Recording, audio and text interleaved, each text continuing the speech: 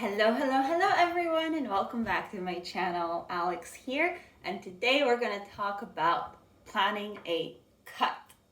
A little bit of a background: I gained some weight during COVID, and I didn't really shed it during the pandemic, and more recently, because of a busy schedule and some stress in my life, I gained some more. So I want to go back to where I was before the pandemic. Right now, I am at around 155, 156 pounds, and I want to go down to 140. In order to lose weight, I will be creating a deficit. I will be mindful of not creating too big of a deficit, or I will be starving myself. So my goal is 500 calories deficit a day. I will be losing approximately 1 pound a week. My cut will have to last 15 weeks. All right. So for those 15 weeks, there are a few things that I want to look at, and that would be my basal metabolic rate, my exercise, and then my nutrition. First up, basal metabolic rate, or BMR for short. Your BMR is what your body burns without doing anything.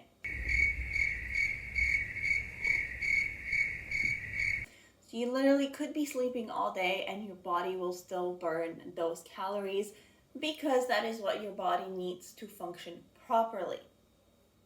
You can find a calculator online for free. All you have to look up is BMR calculator, and then all you're going to have to do is enter your age, your weight, your height, and your gender. And then the calculator is going to tell you how much energy you burn just by breathing. And then it's also going to tell you a few ranges depending on how active you are, how much you burn. And it gives me that my BMR is around 1,400, and then if I'm sedentary and not doing much else, I'm actually burning around 1,700 calories. How do we apply this to our cut? I don't want to eat below 1,400 because that's just what my body needs to function properly. So I don't want my body to be shutting down. I also generally like to eat and feel full. So from experience, I like to eat around 1,800 calories. For this cut, I will be burning an additional 500 calories to create my deficit.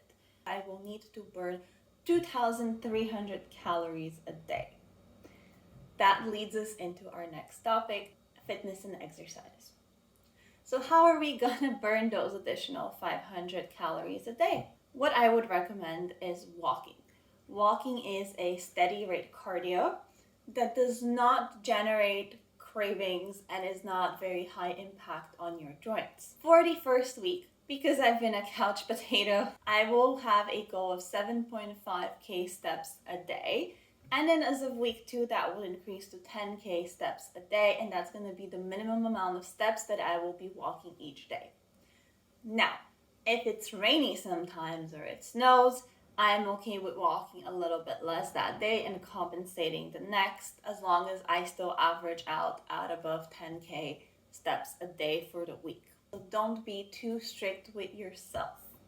Flexibility is very important for sustainability, and you want to make sure that you are doing this in a sustainable way.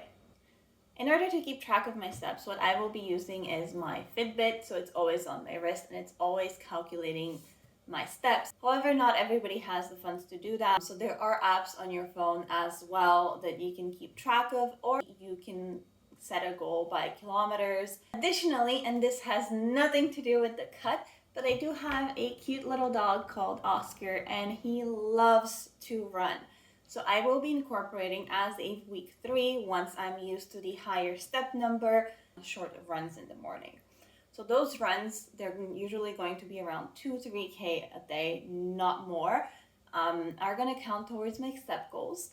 Now, I don't usually recommend necessarily running while you are cutting. So this is not the optimal approach for a cut. However, because I love my dog and I want him to be happy, I will be incorporating that in my day. Additionally to the step goal, I will also have a weightlifting goal.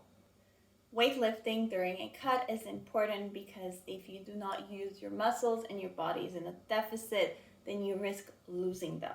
I'm going to be hitting the gym 4 times, 2 times for lower body and 2 times for upper body. I'm going to be sharing my workouts in another video. Notice I am not choosing specific days of the week to hit the gym. That way, if I have a conflict, I don't have to feel demoralized or conflicted. I can just adapt smoothly.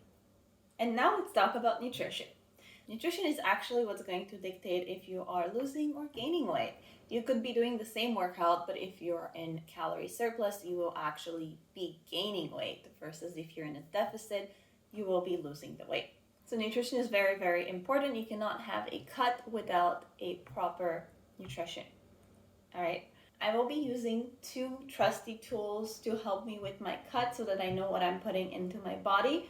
And the first one is my trusty food scale. I have affectionately named her Scarlett, and I will be using Scarlett to weigh all of my food for the next 15 weeks and make sure that I'm actually hitting that 500 calorie deficit. It is easy to misjudge how many grams of chicken, rice, potatoes, etc.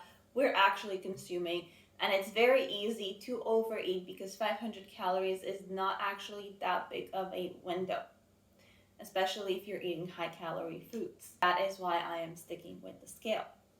The second tool is that I'm going to be using the MyFitnessPal app. MyFitnessPal is an app that gives you the macronutrient breakdown for food, as well as how many calories your portion might have.